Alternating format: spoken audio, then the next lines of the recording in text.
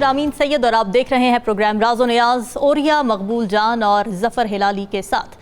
नाज़रीन, हुकूमत और अदलिया के माबैन कशीदगी हर गुजरते दिन के साथ शिद्दत इख्तियार करती जा रही है। रजिस्ट्रार सुप्रीम कोर्ट की जानिब से स्पीकर कौमी असम्बली को ख़त लिखा गया था जिसमें पार्लिमानी इजलासों का रिकॉर्ड तलब किया गया था। इस पर कौमी असम्बली बरहम हो गई और ये मुतालबा किया गया कि चीफ जस्टिस की पार्लियामेंट में तलबी करके उनसे ये पूछा जाए कि उन्होंने ये रिकॉर्ड क्यों मांगा है। इमरान खान ने इस मामले पर कौम को हिदायत की है कि चीफ जस्टिस से इजहार यकजहती के लिए हफ्ते के रोज़ घरों से निकले।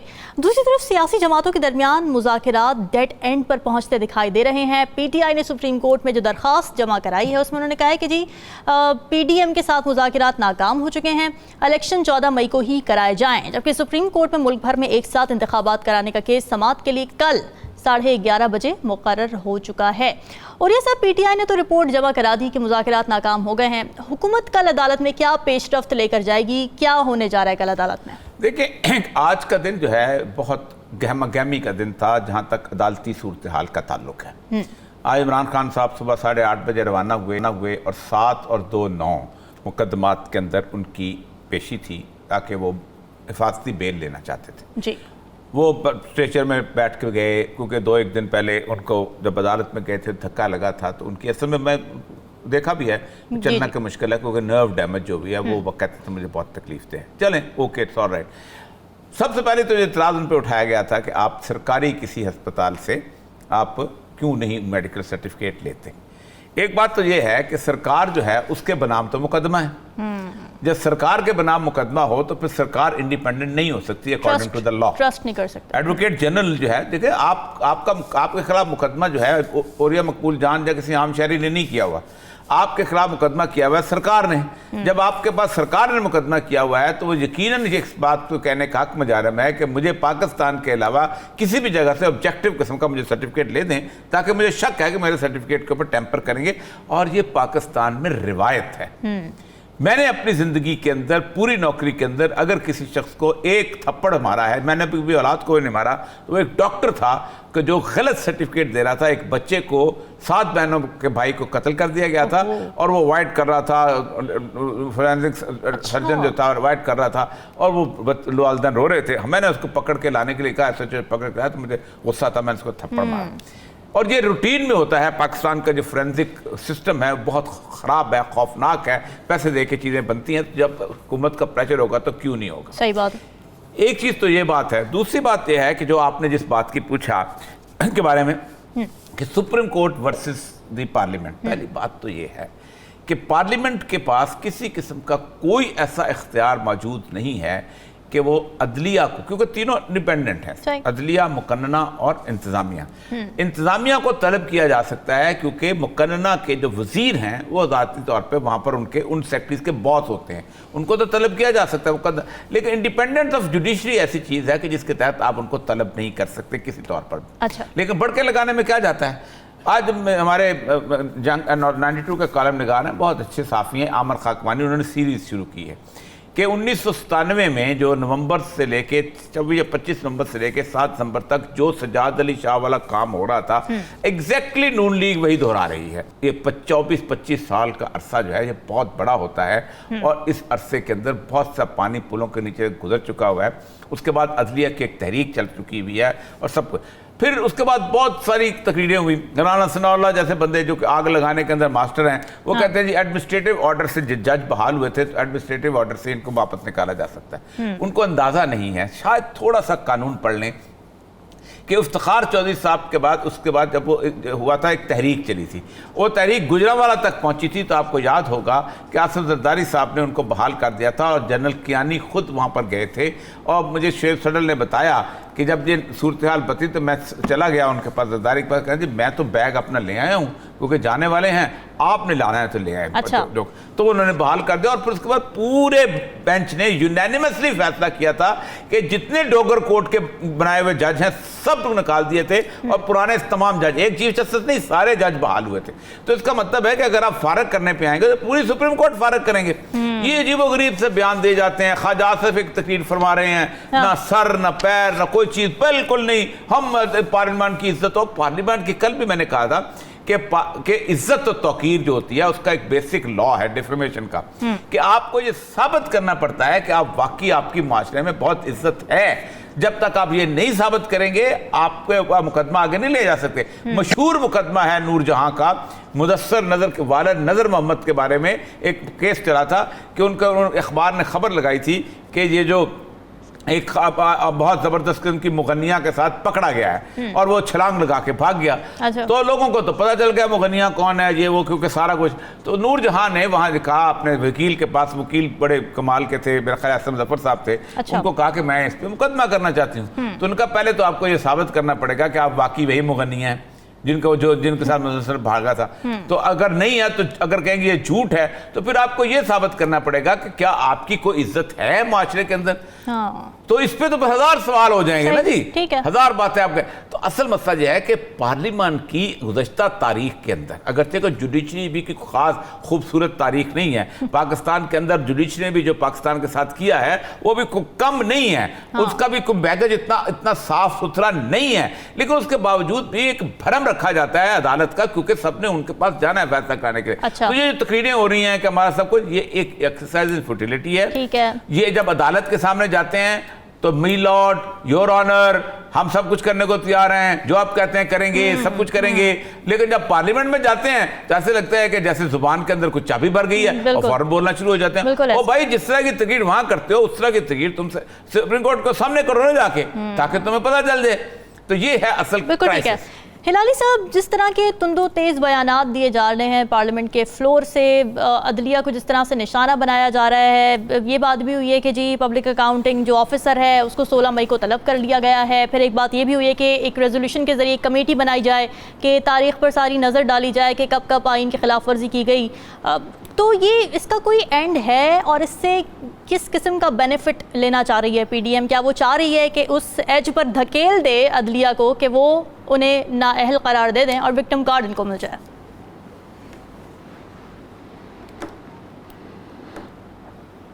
دیکھیے, میرا اپنا خیال یہ ہے کہ یہ جو سیاستدان ہیں ہمارے, جب یہ دیکھتے ہیں کہ کسی کو آپ تھریٹن کریں, کسی کو آپ دھمکیاں دیں, مثال کے طور پہ اس کے فنڈامنٹل رائٹس وائلیٹ کریں اور اس کے ٹیلی فون کانورسیشنز ٹیپ کریں, اس کی وائف کا کریں, اس کے بیٹے کا کریں, اور پھر کھیلیں اور کوئی کچھ نہیں کہتا, تو یہ دھمکیاں ہیں. یہ بتانا چاہتے ہیں کہ ہم جو مرضی ہے ہم کریں گے اور سپریم کورٹ ہمارے لیے کچھ نہیں ہے. آپ سپریم کورٹ کو بتانا چاہتے ہیں کہ کس قسم کا بینچ ہو, کتنے لوگ ہوں, کب ہو, کیا ہو. دیکھیے, یہ سب جو ہے میں نے اس چیز کے اندر ہمیں جانا ہے, ویسٹ آف ٹائم. میں بتا رہا ہوں آپ کو واٹ از کنسرن, جو مجھے کنسرن کیا. میں یہ سوچ رہا تھا کہ ایک پاکستانی پولیٹیکل لیڈر ہے جس کے اندر 4 گولیاں لگے ہیں, جس کے اندر لائف تھریٹ ہے, ہوا ہے اور ہے, سب لوگ کہتے ہیں, اور اس کو آپ کہتے ہیں کہ تم اگر نہیں آئے کورٹ میں ریگارڈلیس آف دا تھریٹ تو ہم تمہارے کو اندر کر دیں گے. اب آپ سے میں پوچھنا چاہتا ہوں, نواز شریف کتنا وقت جیل میں گزارا, زرداری صاحب کتنا وقت جیل میں گزارے اور کتنا وقت ہسپتال میں گزارا. اچھا, ابھی جو جیل میں نہیں, کتنے بیگم تالپور کتنے وقت جیل میں گزارا. یہ شرجیل میمن جو ابھی آ گیا ہے, آج آدھا گھنٹہ ٹیلی ویژن پہ پتہ نہیں کیا کیا کر رہا ہے, کہہ رہا تھا, تعریفیں کر رہا تھا اپنے لیڈرز کی. یہ صاحب کتنا وقت جیل میں گزارے اور کتنا وقت گھر میں گزارے. تو ایک آدمی عمران خان اگر وہ آ کے کہتا ہے میرے نروز خراب ہو گئے ہیں, درد ہے میرے میں, میرا لائف تھریٹ ہے, اس کو آپ کہتے ہیں کہ اگر تم اگلے دفعے نہیں آؤ تمہاری ہمیں کر دیں گے. I just don't understand یہ کس قسم کے سٹینڈرڈز اور ویلیوز ہیں آپ کے. بالکل, لیکن دیکھیے, ایک کانسٹیٹیوشنل کولیپس پاکستان میں ہو رہا ہے. Wait a minute, constitutional collapse, we confront a constitutional collapse, بہت سیریس ہے. بہت سیریس ہے. اور جب آپ اکنامک کے طرف آئیں گے میں آپ کو بتاؤں گا واٹ اٹ مینس یہ جو کولیپس ہو رہا ہے. ہاں بالکل ٹھیک ہے. اور یہ صاحب ذرا مذاکرات کی باتیں کر لیتے ہیں کیونکہ کل اب سماعت کا وقت مقرر ہو چکا ہے سپریم کورٹ میں. اب پی ٹی آئی نے رپورٹ جمع کرائی ہے, انہوں نے کہا کہ جی ہمارا کوئی کنسنسس نہیں ہو سکا, آپ 14 مئی والا فیصلہ برقرار رکھیں اور الیکشن کرا دیں.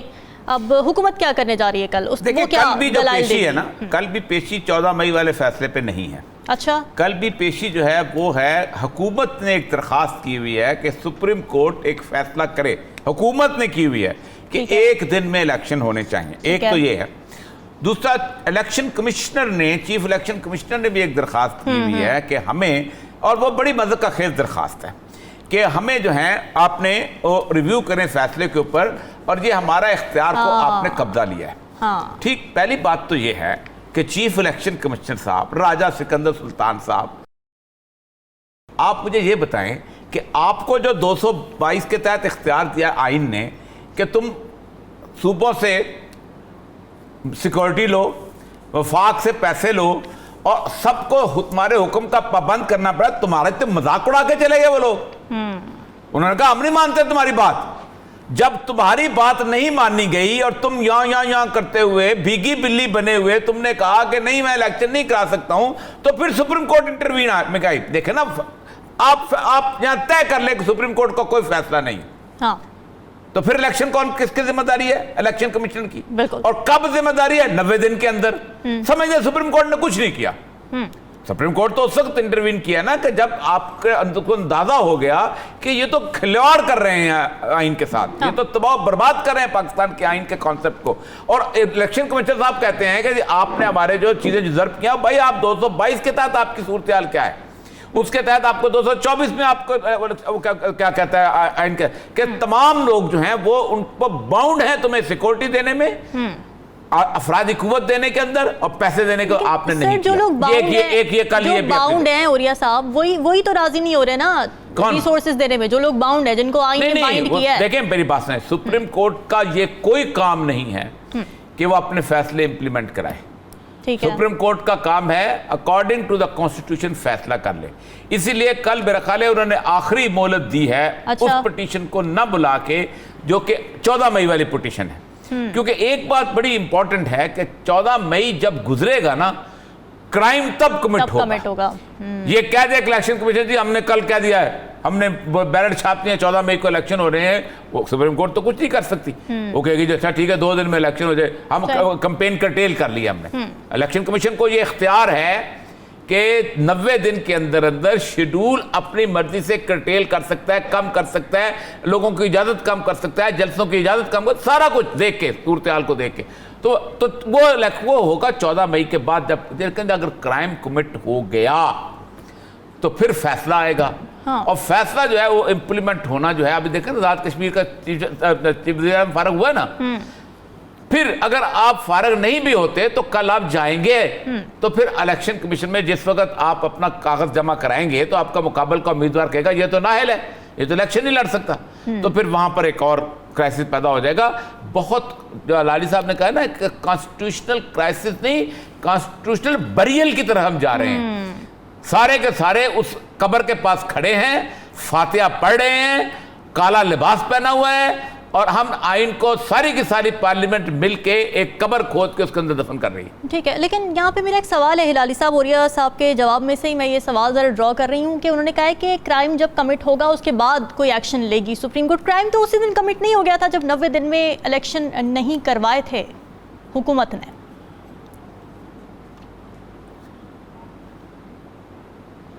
دیکھیے میں صرف یہ کہوں گا کہ ہمیں کہا جا رہا ہے, الیکشن کمشنر کہہ رہا ہے سپریم کورٹ کو قانون نہیں پتہ ہے, سپریم کورٹ الیکشن ڈیٹ دے نہیں سکتا ہے, لہٰذا الیکشن کمشنر کہہ رہا ہے chief justice of the supreme court doesn't know the law, اس کو پتہ نہیں ہے قانون کیا ہے, اس کو پتہ نہیں ہے اس کے پاورز کیا ہیں. भाई chief justice of the supreme court ने जब देखा कि आप तो पिट्ठू बने हुए हैं पार्टीज के और आप अपना काम नहीं कर रहे हैं, that is when they stepped in और उन्होंने लॉ को बताया ये है कानून और ये कानून को फॉलो करना चाहिए। मगर ये तो उनको अभी बता रहा है कि you don't know the law. देखिए प्लीज मैं आपको बता रहा हूँ, we are confronting a constitutional burial crisis. मेरा ख्याल है कोलैप्स आने वाला है, it is going to be a perfect storm, constitutional, political, economic। आप देखेंगे और आगे बढ़े, आज के बात में आपको समझाएंगे। ठीक है। अच्छा औरिया साहब, एक और जो खत लिखा है ना पीटीआई ने, उसमें एक और भी नुक्ता है उनकी तरफ से। वो ये कह रहे हैं कि इंतखाबी तारीख में तौसीह के लिए आइनी प्रोटेक्शन दी जाए, लिहाजा पीटीआई के जो अरकान असेंबली हैं उनको वापस भेजा जाए। अब पीडीएम क्या इसके लिए राजी होगी, और अगर नहीं होगी तो क्या अदालत इसमें कोई गुंजाइश निकाल सकती है कि वापस आ सके पीटीआई? देखिए उन्होंने 30 लोगों का तो ऑर्डर कर दिया वापस जाने का ना। देखिए कोई और रास्ता नहीं है।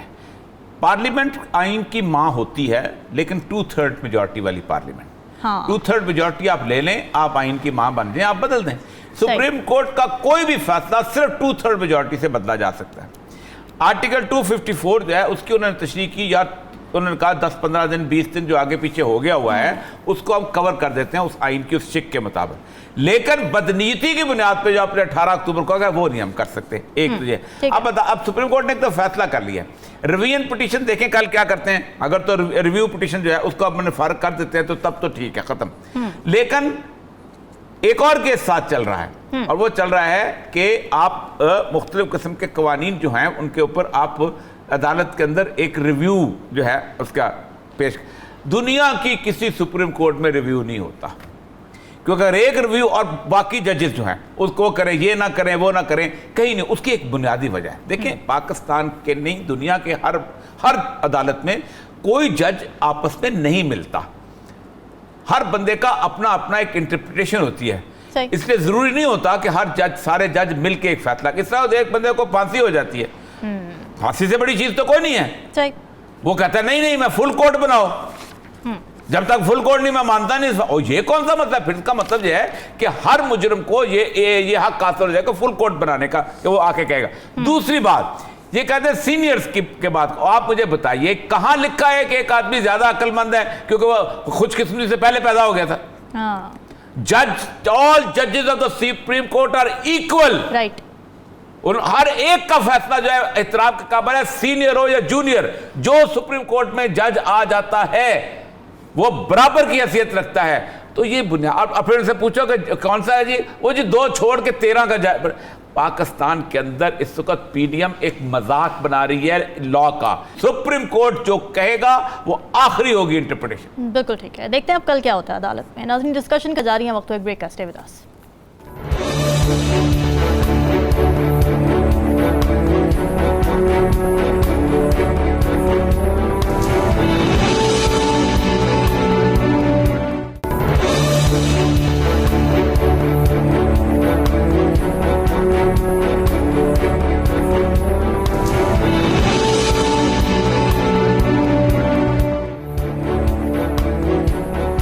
वेलकम बैक नाज़रीन। इकोनॉमिस्ट इंटेलिजेंस यूनिट ने हाल ही में पाकिस्तान की कंट्री रिपोर्ट जारी की है, जिसमें सियासी अदम इस्तेहकाम, सिक्योरिटी और मुआशी कमज़ोरियों को बड़े मसाइल करार देते हुए ये वाज़ेह किया है कि पाकिस्तान को डिफ़ॉल्ट से बचने के लिए नया IMF प्रोग्राम लेना पड़ेगा। तो बड़ी मायूस कुन और अलार्मिंग प्रेडिक्शंस की गई हैं इसमें पाकिस्तान की मईशत के हवाले से।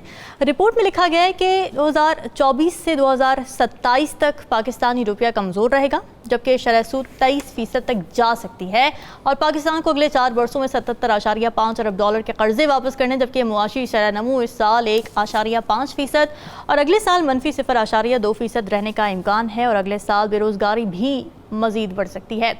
और ये सब रिपोर्ट किसी भी लिहाज से इत्मीनान बख्श मंजर पेश नहीं करती। मईशत अगर इतनी गैर मुस्तहकम है तो हुक्मरानों की तरक्की के दावों की क्या हकीकत रह जाती है? देखें, इसके अंदर उन्होंने जो रिपोर्ट में सबसे अहम बात यह है कि उन्होंने कहा है कि हमने 10 मार्च 2022 को एक रिपोर्ट बनाई थी, पेश की थी। ये एक इंटेलिजेंस यूनिट जो है ना उनका, ये 1946 से वहाँ काम कर रहा है, और ये 3 तरह की रिपोर्टें पेश करता है। एक तो माहाना रिपोर्ट पेश करता है कि किसी मुल्क के बारे में कि उसकी सूरत हाल क्या है। दूसरा ये अदारा जो है इस तरह की रिपोर्ट पेश करता है कि 5 साल की फोरकास्ट देता है। ٹھیک ہے. اور تیسرا جو ہے کسی ملک کے اندر جو ہے سروسز کی اور انڈسٹری کی کیا صورتحال ہے. اسی رپورٹ کی بنیاد کے اوپر پوری دنیا کے جو لون گیونگ انسٹیٹیوشنز ہیں، مثلا پیرس کلب ہے، باقی لوگ ہیں یا انویسٹر جو ہے، وہ کسی ملک کے اوپر وہ بھروسہ کرتا ہے. اب آپ دیکھیں، میں اس کی صرف جو پہلے 7 پوائنٹ ہیں نا، میں اس کو آپ کو پڑھ کے سنا دیتا ہوں، میں اس کا ترجمہ سنا دیتا ہوں تاکہ زیادہ بہتر جی رہے. جی جی. پاکستان جنوبی ایشیا میں ابھرنے والی ایک معیشت ہے جو اندرونی اور بیرونی سطح پر معاشی عدم استحکام کے دیرینہ مرض میں مبتلا ہے. اس کے سیاسی عدم استحکام، اندرون ملک سیکورٹی خدشات اور معاشی پالیسیوں میں خرابی کی وجہ سے یہ ہرگز سرمایہ کاروں کی توجہ حاصل نہیں کر سکتی. دوسرا، انٹیلیجنس یونٹ جو امید رکھتا ہے کہ شہباز حکومت 2023 تک اپنی مدت پوری کرے گی. یہ بہت امپورٹنٹ فکر ہے. اور یہ پیشگوئی بھی کرتا ہے کہ آئندہ الیکشن عمران خان کی تحریک انصاف جیتے گی. مگر اس وقت پاکستان میں سیکورٹی کے حالات اس قدر کمزور ہیں کہ آئندہ چند ماہ میں تشدد کے واقعات بہت زیادہ بڑھ سکتے ہیں. اچھا. تیسرا پوائنٹ، 7 پوائنٹ ہے جو میں بریج کیا. اسٹیٹ بینک اپنی مالیاتی پالیسی کو مزید سخت کر دے گا اور 2023 کے اکتوبر تک وہ شرح سود 23% تک لے جائے گا تاکہ اس طرح وہ IMF کے احکامات پر عمل بھی کرے اور ملک میں افراط زر سے مقابلہ بھی کر سکے. معاشی ترقی کی رفتار سے بخوبی اندازہ لگایا سکتا ہے کہ 2024 کے جون تک شرح سود میں کسی قسم کی کمی نہیں آ سکتی. موجودہ برے معاشی حالات کو دیکھتے ہوئے ہم سمجھتے ہیں کہ ہم نے 2022-23 میں پاکستان کی GDP کی شرح نمو کا جو اندازہ 1.5% لگایا تھا وہ غلط تھا، اور اب یہ گھٹ کر صرف 0.2% رہ جائے گی. اس کی بدحالی کی وجوہات بے شمار ہیں، جن میں سیلاب بھی ہے، لیکن غربت سے کے اخراجات سے عوام کے اخراجات میں کمی، عالمی معاشی مسائل اور خوفناک حد تک شرح سود کی وجہ سے پاکستان میں سرمایہ کاری بہت کم ہو جائے گی. انہوں نے کہا کہ 2.8 شاید ہو جائے 2027 میں گروتھ. ہمیں اندازہ ہے کہ پاکستان جولائی 2023 سے شروع ہونے والے معاشی سال میں دیوالیہ ہو جائے گا. ٹھیک، کیونکہ اس کے پاس قرضوں کی قسط ادا کرنے کے لیے زر مبادلہ موجود نہیں ہے، اور IMF کا یہ پروگرام بھی اکتوبر میں ختم ہو جائے گا، اور ایسے میں پاکستانوں کو قسطوں کی ادائیگی کے لیے مزید کہیں سے قرض نہیں مل پائے گا. کمزور معاشی عوامل نے کئی سال سے ملک کی معیشت کو دیگر ایشیائی ممالک کی منڈیوں یہاں تک کہ بنگلہ دیش سے بھی برے حالات میں لا کھڑا کیا ہے. موجودہ شہباز حکومت نے جس قسم کی اصلاحات کی ہیں وہ آئندہ 4 سالوں میں پاکستان کی معاشی ترقی کا گلا گھونٹ کر رکھ دے گی. ہمیں یقین ہے کہ پاکستان روس اور چین سے اپنے تعلقات مضبوط کرنے کے لیے مغربی دنیا سے اپنے تعلقات قربان کر دے گا، اور بھارت سے اس کے تعلقات کشیدہ رہیں گے، اور پاکستان افغانستان میں طالبان حکومت کی مدد کرتا رہے گا لیکن تسلیم نہیں کرے گا. صرف 1 منٹ اور لوں گا. انہوں نے ایک انڈیکس بنایا ہے 15 پوائنٹ انڈیکس. اس میں انہوں نے کہا ہے کہ ہمیں 4 بنیادی تھریٹس ہیں جس کی وجہ سے اکانومی جو ہے کمزور ہو سکتی ہے. نمبر 1، اگر 2023 میں فوجی کو ہو جاتی ہے، یعنی مارچلہ لگ جاتا ہے، تو 25 میں سے 15 پوائنٹ لیول پر رسک ہو جائے گا. High risk, very high risk. ٹھیک ہے جی. اس کے بعد انہوں نے کہا second, disturbances from the IMF disbursement from the IMF اور کینسل پرمننٹلی. IMF کہتا ہے نہیں ہم تمہیں نہیں دیتے. اس کے بھی وہ کہتا ہے 15% اثرات ہیں. تیسرا وہ کہتے ہیں critical infrastructure faces an abrupt crisis owing to natural disaster, کہ کوئی نیچرل ڈیزاسٹر پھر آتے ہیں سب کچھ، اس کے بھی 12% لیتا ہے. اور ایک اور اہم چیز، critical Imran Khan disqualified from contested election leading to violent process, اس کے بھی 12. اب اس کو ذرا ملا لیں کہ عمران خان ڈسکوالیفائی ہوتا ہے 12 پوائنٹ پہ. ٹھیک ہے. اس کے بعد ہنگامے شروع ہوتے ہیں ملک میں نارکی پہ، یہ 12 پوائنٹ ایڈ کر دیتے ہیں. اس کے بعد مارشلہ لگ جاتا ہے، ہمارے سنبھالنے کے 15 پوائنٹ ایڈ ہو جاتے ہیں. تو یہ ایسی سکیل ہے کہ جس کے اندر قطعاً پھر سنبھالا ہی نہیں جا سکے گا. جو حالات بڑی خوفناک آپ نے منظرکشی کر دی ہے اس رپورٹ کے ذریعے، آپ نے بڑی خوفناک منظرکشی کر دی ہے. ہلالی صاحب، آپ کی نظر میں کون ذمہ دار ہے؟ حالات اس نہج تک پہنچے کیسے ہیں، اور کیا کوئی ریمیڈی بچی ہے؟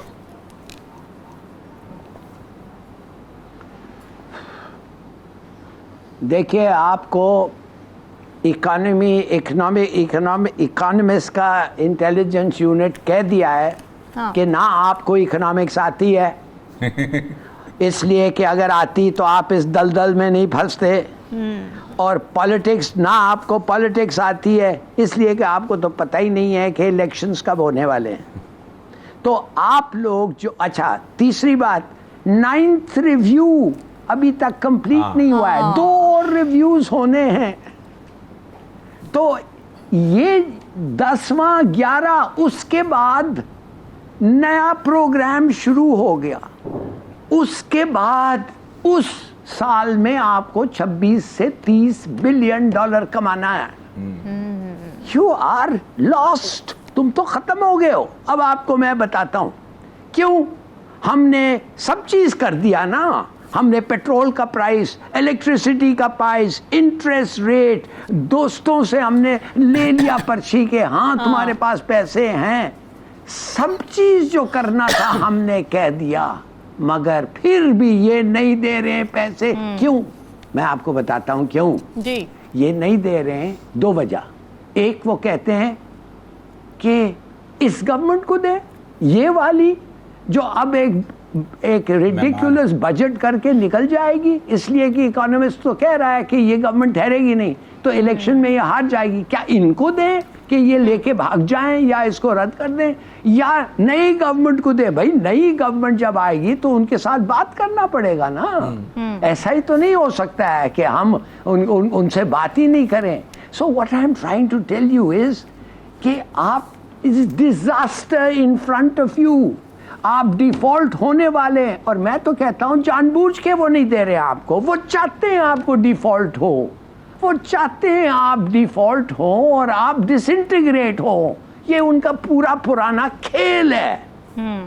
अगर आप डिफॉल्ट में चले गए, आपको कोई पैसे नहीं देगा, 500-600 रुपया डॉलर हो जाएगा, 2% वैसे ही 24% चाहते हैं कि हमारा इंटरेस्ट रेट हो, आप बच नहीं सकते।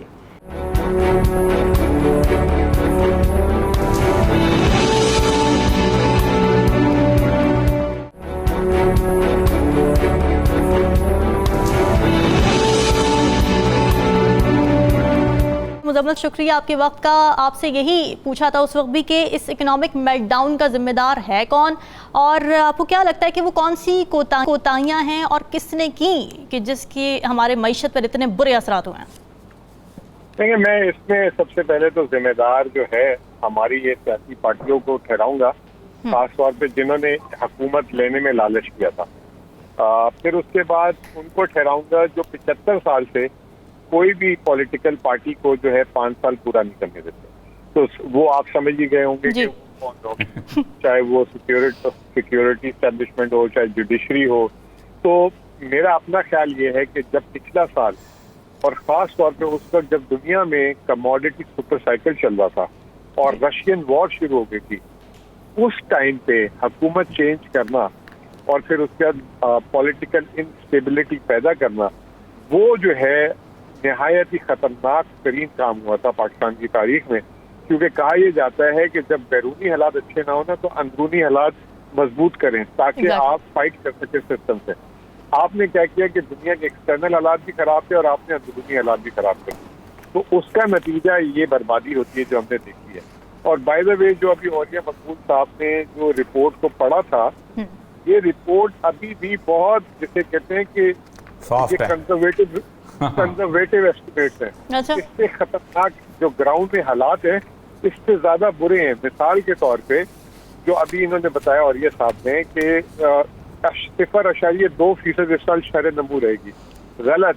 ये मंथली 3 से 4% है इस वक्त ग्राउंड में, और ये मजीद इसमें जो है गिरावट आएगी। तो और ये साहब ने कहा कि अगले साल फिर पाकिस्तान की मईशत बेहतर होकर 1.5-2% हो जाएगी। अगले साल भी यही हालात रहेंगे, क्योंकि पाकिस्तान में ये जो अभी हलाली साहब बात कर रहे थे कि पाकिस्तान की 3 जगहों से मार पड़ रही है। एक, पाकिस्तान का कर्ज बंद कर दिया देना, दूसरा पाकिस्तान में सरमायाकारी बंद हो गई है, और तीसरा जो है हमारे जो ओवरसीज पाकिस्तानी है उन्होंने भी पैसा पाकिस्तान कम कर दिया, रेमिटेंसेस। तो ये 3 जगहों से पाकिस्तान में जो आमद है ज़र मुबादला की, वो बिल्कुल ड्राई हो गई है। और जिस जगह पे अगर आमद और रफ्त दोनों बराबर ना हो, तो वहां पे जो है फिर माशी हालात बहुत खराब हो जाते हैं और मजीद बिगड़ जाते हैं। अब एक और बात हलाली साहब की मैंने सुनी अभी करते हुए कि वो चाह रहे हैं कि पाकिस्तान डिफॉल्ट हो जाए। देखिए, उससे पहले हम चाह रहे हैं कि हम डिफॉल्ट हो जाए, तो वो तो चाहेगा ना, वो तो हमेशा कोई आपका बाहर वाला अच्छा नहीं सोचता। लेकिन अगर आप खुद ही चाह रहे हो कि हमारा बेड़ा गर्क हो जाए, तो फिर दुनिया की कोई ताकत नहीं रोक सकती। आपने मौका दिया है, آپ نے جب ڈاکٹر نے ایک دفعہ آپ کو کیا کہ آپ کو ہارٹ اٹیک ہو سکتا ہے, آپ مر جائیں گے, آپ پرہیز کریں, آپ نے جان بوجھ کے نہاری نلیاں کھانا شروع کر دی کہ میں نے مر جانا ہے, میں نے تو مرنا ہے, کھا جاؤ, ٹھیک ہے نا. اور یہ جو اب جو صورتحال آ گئی ہے, میں آپ کو ایک بات بتا دوں, آئی ایم ایف پروگرام 30 جون کو ختم ہو جائے گا, اور آئی ایم ایف نے آپ کو قرض دینا ہے تو اس کو یقین دہانی ہونی چاہیے کہ اس کا قرض واپس ہو جائے. تو وہ اس وقت کیوں آپ کو قرض دے گا جب اس کو نظر آ رہا ہے کہ آپ جو ہے پھوکٹ ہو چکے ہیں, آپ کے پاس دو پیسے نہیں ہیں, نہ ریزرو میں نہ کچھ, تو وہ تو آپ کو سخت شرط لگوائے گا نا. تو ہم کیوں ان پہ الزام لگا رہے ہیں کہ وہ ہمیں ڈیفالٹ کی طرف لے کے جا رہے ہیں؟ ہم خود جا رہے ہیں, ہم خودکشی کر رہے ہیں, ہم نے خود جو ہے اپنے لیے, اپنے نصیب کے لیے خودکشی, یہ جو ہماری سیاسی پارٹیاں ماشاءاللہ بھی کر رہی ہیں, یہ کیا کر لیں گے اکتوبر تک, مجھے یہ بتائیں. پچھلے سال انہوں نے جب حکومت آئی تھی تو انہوں نے کہا تھا کہ ہمیں آئی ایم ایف کا پروگرام بحال کرنا ہے, اس لیے ہم حکومت نہیں توڑ رہے. اگست 29 کو انہوں نے بحال کر کے کیا کر لیا, اب پھر کہہ رہے ہیں کہ جی وہ آئی ایم ایف سے ضروری ہے. آئی ایم ایف تو آپ سے بات ہی نہیں کر رہا.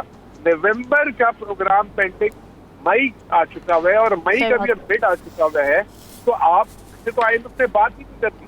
اور پھر 1 جولائی جب آپ کا پروگرام ختم ہو جائے گا, دنیا کو پتہ لگے گا کہ یہ اب جو ہے ان کا نکاح ٹوٹ گیا آئی ایم ایف سے, اس کے بعد تو مزید آپ کو پیسے کوئی نہیں دے گا. تو اگر اس سے پہلے نئی حکومت نہیں آئی تو کون نیگوشیٹ کرے گا؟ اب مجھے ایک بات بتائیں, میں آپ کا آدھا منٹ اور لوں گا اگر آپ بس صرف یہ اہم بات ہے.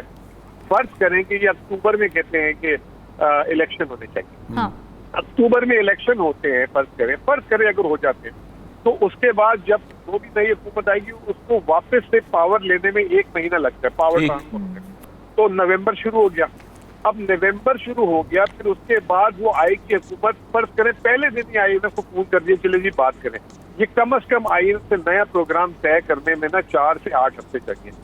آپ سمجھیں کہ دسمبر پار کر کے آپ جنوری میں آ گئے, اگر آپ کی کامیاب اور تیز ترین نیگوسیشن ہوئی, تو یہ جو جولائی سے جنوری تک یہ اس ملک میں کیا پیسوں کی ضرورت نہیں ہوگی, اس ملک کی ادائیگیاں نہیں ہوں گی, اس ملک کی درآمدات نہیں ہوں گی. تو یہ ان کے ذہن میں کیا چل رہا ہے مجھے تو سمجھ ہی نہیں آ رہا. یہ ایک خودکشی, یا تو کوئی 9/11 ہونا ہے دنیا میں جس کے ہمارے لوگوں کے ذہن میں, اور ایک دم جو ہے لائنیں 9/11 ہوتا ہے نا, تو اس کے بعد بھی 1 سال لگ جاتا ہے جب آپ کو پارٹنر بناتے ہیں, وہ اعلانات کرتے ہیں. ایسا نہیں ہوتا کہ رات کو 9/11 اور صبح پیسوں کی ریل فیل ہو گئی ملک میں. تو میرے پاس تو میرا 20 سال کا تجربہ ہے اور معیشت کا ڈے ٹو ڈے تجربہ ہے, اور میں چیلنج کرتا ہوں میرے سے تم وہ کر لے, بحث کر لے, مجھے سمجھا دیں کہ 6 مہینے کیسے چلائے گا. اور یہ جو دشمنی ہو رہی ہے اس وقت, اگر یہ کوئی اکتوبر میں الیکشن, اور اگر اکتوبر سے آگے لے کے گئے تو پھر آپ انا للہ فاتحہ جو پڑھ سکتے ہیں پڑھ دیجیے گا میری طرف سے, کچھ نہیں بچنا پھر. اچھا ہلالی صاحب کچھ پوچھنا چاہ رہے ہیں. ہلالی صاحب, میں کہنا چاہتا ہوں آپ کو کہ آپ ہمارے لیڈرز دیکھیں, آپ ہمارے لیڈرز کو دیکھیں, آپ ان کے کوالیفیکیشنز کو اسٹڈی کریں, آپ ان کا سی وی لے آئیں, اور آپ مجھے بتائیں کہ یہ لوگ جو ہیں دے آر فنکشنل الٹریٹس. یہ لوگ جو ہیں یہ جان بوجھ کے ایک یہ ادھر چلا رہا ہے اس ملک کو کوئی, اس لیے کہ جو ادھر کے ہیں وہ تو ادھر نہیں رہیں گے, ان کے پیسے کدھر ہیں سب کو پتا ہے. جو پہلے بھی آئے تھے بڑے بڑے عہدے پہ تھے. اچھا مزمل حسن صاحب, یہ بات ہلالی صاحب نے بڑی اچھی بات کی ہے, میں تو ہنستا ہوں. بہت صحیح بات ہے, بہت صحیح بات کی ہے, وہ سمجھتے ہیں. مزمل حسن صاحب اس میں ایک انہوں نے جو ہے خاص طور پہ اس میں رپورٹ کے اندر یہ کیا ہے کہ ہم نے اس 1 سال کے اندر اپنی پریڈکشن کو ریویو کیا ہے جو ہماری کبھی غلط نہیں ہوتی تھی. یعنی اس 1 سال میں رجیم چینج کے بعد انہوں نے اکنامسٹ کو فیل کر دیا, اس انٹیلیجنس یونٹ کو, ان کی پریڈکشن کو. دیکھیں جی, میں یہی بتا رہا ہوں نا کہ ابھی پھر ایک اور دفعہ فیل ہوگی, کیونکہ ان کو ابھی بھی زمینی حقائق کا اندازہ نہیں ہے. اس وقت جو ہے, جو صورتحال ہے مارکیٹوں کی, کارخانوں کی, روزگار کی. باقی دیکھیں بات یہ ہے کہ یہ ہم فائنینشلی دیوالیہ ہو جا رہے ہیں. اللہ کرے ایسا نہ ہو کہ ہم وہ فائنینشلی دیوالیے سے جو ہے دوسرے دیوالیے کی طرف, جس کی طرف ہلالی صاحب نے پوائنٹ آؤٹ کیا ہے, وہ انشاءاللہ تعالیٰ اس کو ہم شکست دیں گے. اسی لیے ہم بات کر رہے ہیں آپس میں, اور یہ احساس دلانے کی کوشش کر رہے ہیں. یہ جو ہے دیکھیں میں آپ کو ایک بات بتاؤں, یہ غلط فہمی میں بیٹھے ہیں اصل میں. یہ سمجھتے ہیں کہ 75 سال میں جب ایسا ٹائم آیا ہمیں کوئی نہ کوئی دنیا میں ملک بیل آؤٹ کر گیا ہے, چاہے 1998 ہے, چاہے 2008 ہے, پھر 18 ہے, اس سے پہلے بھی تھا. ٹھیک ہے نا, ان کے ذہن میں یہ ہے کہ ہمیں کوئی یہ اس پرانی سوچ میں بیٹھے ہوئے. اب دنیا جو ہے بہت کمرشلائز ہو چکی ہے. اب وہ دنیا میں سارا کا سارا جو ہے نا کسی کہتے ہیں گیو اینڈ ٹیک پہ چلتا ہے. وہ دور نہیں رہا. ان کو یہ ابھی تک جو لاسٹ, یہ میں سمجھتا ہوں کہ یہ لاسٹ منٹ چانس لے رہے ہیں ابھی تک, اور یہ سمجھ رہے ہیں کہ کوئی آئے گا. اسی لیے ابھی انہوں نے آپ دیکھیں وہ ایک وہ وائر لیک ہوئی ہے ہنا ربانی کی اور جی چائنا والی نواز شریف صاحب کی, تو اس میں امریکہ کو میسج دیا گیا اور اس کے تھرو جو ہے دوسرے سائڈ کو بھی میسج دیا گیا. تو اب اس میں یہ شاید ہو جائے, کوئی فائدہ ہو جائے کہ چلیں جی پاکستان نے اس سائڈ کو آنکھیں دکھائی ہے تو دوسری سائڈ ہم پہ نچھاور ہو جائے. لیکن دوسری سائڈ بھی تھک چکی بھی ہے, وہ آپ کو کتنا اور کرے گی. اس نے ابھی بھی رول اوور کیا ہے پچھلے مہینے سے, انہوں نے تو پیسے بھی منتقل کر دیے. اب آپ کو سوچنا پڑے گا کہ بھائی آپ کسی کو اتنا نہ تھکائیں جتنا وہ اس کے بعد وہ کہے گی جی ساڑھی بس ہو گئی ہے. ٹھیک ہے نا. تو باقی میں ابھی بھی سمجھتا ہوں کہ دیکھیں بہت ٹائم بہت کم ہے, لیکن اگر دانش مندی اور عقل مندی سے کام کریں اور الیکشن کی طرف چلے جائیں گے تو آپ جتنے برے حالات ہیں اس سے تیزی سے آپ دیکھیں گے. بالکل ایسی. بہت شکریہ مزمل اسلام ہمارے معیشت ہمارے ساتھ موجود. ناظرین ڈسکشن کا سلسلہ جاری ہے, ہم وقت بریک کا. اسٹے ود اس.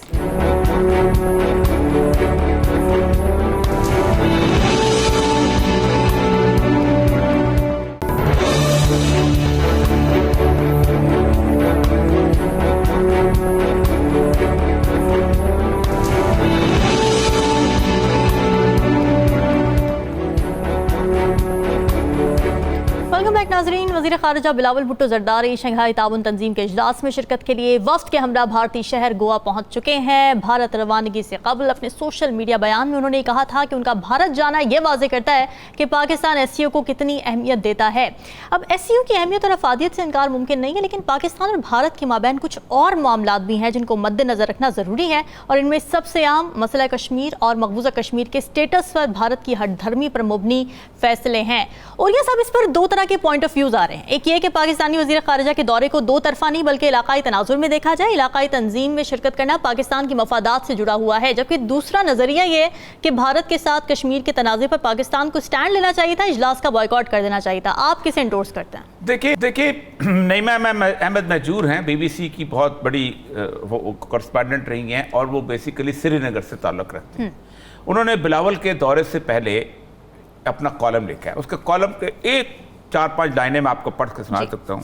لوگ سرگوشیاں کرتے رہے کہ جس پاکستان کو کشمیری ایک مضبوط سہارا تصور کرتے آ رہے تھے, اس نے اپنے مفادات کی خاطر انہیں پھر ایک بار قربانی کا بکرا بنا دیا. پاکستانی وزارت خارجہ نے انڈیا میں مئی میں ہونے والی شنگھائی تعاون تنظیم کی کانفرنس میں جب وزیر خارجہ بلاول بھٹو کی شرکت کی تصدیق کی, تو جہاں انڈیا میڈیا نے اپنی حکومت کے اس موقف کو جتایا کہ پاکستان نے کشمیر کی غیر متنازع حیثیت کا تسلیم کر لیا ہے, دوسری جانب کشمیر کے ہر گھر میں حکومت پاکستان کو کوسا جا رہا ہے کہ اس نے کتنی آسانی سے دوبارہ ان کی 7 دہائیوں پر محیط جدوجہد کو ایک معمولی دورے کے لیے دفن کر دیا. یہ ہے نعیمہ احمد مہجور. یہ بہت پرو پاکستان اور کشمیری جو ہے پرو پاکستان صورتحال ہے.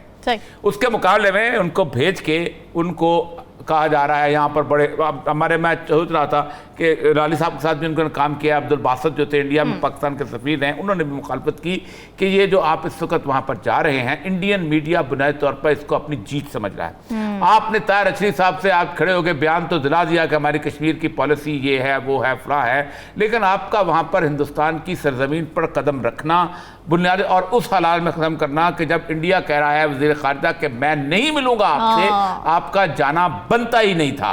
ٹھیک ہے, آپ نے بہت غلط کیا. آپ کو اس کا اندازہ نہیں ہے کہ وہ جو انہوں نے نعیمہ احمد مہجور نے لکھا ہے کہ 70 سال کی ہماری جدوجہد ہے اس کو آپ نے پانی پھیر دیا, کیونکہ 300 آرٹیکل 370 بدلنے کے بعد یہ پہلی دفعہ ہے. اور یہ سب ٹائم بڑا شارٹ ہے, ہلالی صاحب کی طرف جانا چاہتی ہوں. ہلالی صاحب آپ کیا سمجھتے ہیں بلاول بھٹو کا بھارت جانا اچھا فیصلہ یا برا, کیونکہ خاصی عرصے سے بھارت کا کوئی بڑا حکومتی عہدیدار کسی بین الاقوامی فورم میں شرکت کے لیے پاکستان نہیں آیا؟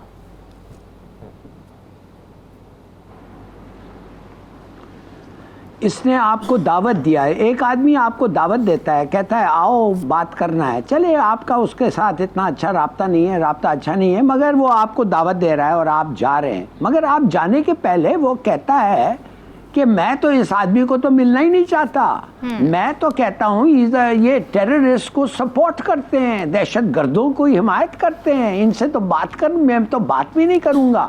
اس کے بعد سن کے پھر بھی آپ جا رہے ہیں. اور اس سے پہلے انہوں نے وعدہ کیا تھا کہ انڈیا پاکستان کے جو ناراضگیاں ہیں ہم شنگھائی میں نہیں لائیں گے, ہم اس کانفرنس میں ہم ایسوسیٹ یہ نہیں کریں گے. وہی کر رہے ہیں آپ. اور آپ چین ہے آپ کا دوست, روس ہے آپ کا دوست, آپ جا کے کہتے آپ نے ان سے تو وعدہ کروایا تھا, آپ تو ہم دونوں سے ایک ایشورنس لیا تھا کہ آپ بائی لیٹرل ایشوز ہمیں نہیں لائیں گے. حالانکہ کشمیر بائی لیٹرل نہیں ہے, ملٹی لیٹرل ہے, بڑا زبردست ایشو ہے, وہ UN سیکورٹی کاؤنسل کا معاملہ ہے. تو یہ کیسے ہوا کہ آپ ایسے الفاظ اور ایسے کامنٹ کے بعد آپ ادھر جا رہے ہیں؟ What is it? تو اس کے معنی کوئی شرم نہیں ہے. معنی کیا ہونا ہے, وہ ایکچولی کھڑا ہو کے ایئرپورٹ پہ آپ کو مارے گا, وہ پھر آپ کہیں گے مجھے نہیں آنا تھا. نہیں, بڑا امپورٹنٹ پوائنٹ ہے. اور یہ صاحب ابھی رشین فارن منسٹر سے ملاقات ہوئی ہے بلاول بھٹو زرداری کی, کیا انٹیسپیٹ کیا جا رہا ہے, کیا ہم روس کے قریب جا رہے ہیں, کچھ نکل پائے گا اس ملاقات سے؟ لاسٹ منٹ ہے. دیکھیں وہ میں نے IMF کی رپورٹ پڑھ دی ہے نا, اس نے کہا ہے کہ پاکستان جو ہے اس کے لیے اور کوئی راستہ نہیں ملے گا. اور وہ جو انہوں نے کہا نا ربانی کھر کی جو ٹیپ, وہ ٹیپ جان بوجھ کے نکالی گئی ہے تاکہ امریکہ کو تھریٹ کیا جائے کہ ہم ادھر چلے جائیں گے, ہماری کچھ مدد کرو. اور یہ بالکل ویسی ہے کہ جیسے 1949 میں اصفہانی جو تھا نا اپنا ایمبیسڈر, اس نے خط لکھا تھا لیاقت علی خان کو کہ آپ نے جو روس کا دورہ قبول کیا ہے نا, یہ بڑا اچھا کیا ہے. اب امریکی ہمارے آگے پیچھے گھوم رہے ہیں, تو یہ پھر کی گود میں بیٹھنا چاہتے ہیں. اور اس وجہ سے یہ وہاں ملاقات کریں گے. وہاں کیا ملاقات سے ہوگا, وزیر خارجہ لیول پہ کیا ہوگا, آپ پہ خاص طور پہ رشیا کے ساتھ بات کریں, نیگوشیٹ کریں کسی اور معاملے کے اندر. یہ ایک جسے کہتا ہے میرے اور آپ کے دکھانے کے لیے, انٹرنیشنل صورتحال کو بلڈ کرنے کے لیے یہ چیزیں ہیں, یہ میمکری ہے, اس سے کچھ نہیں ہو سکتا. ٹھیک ہے ناظرین, ڈسکشن آپ نے سنی, اگلے ہفتے حاضر ہوں گے موضوعات کے ساتھ. ہمیں دیجیے اجازت, اللہ حافظ.